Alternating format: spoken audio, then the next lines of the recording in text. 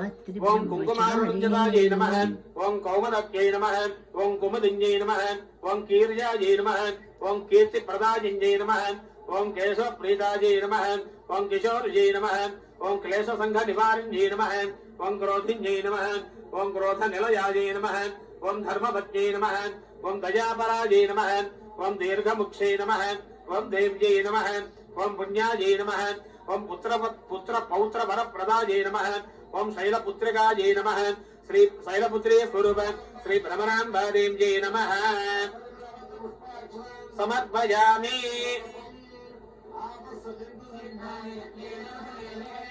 देवीं मातरं स्वयं वासय मे कुले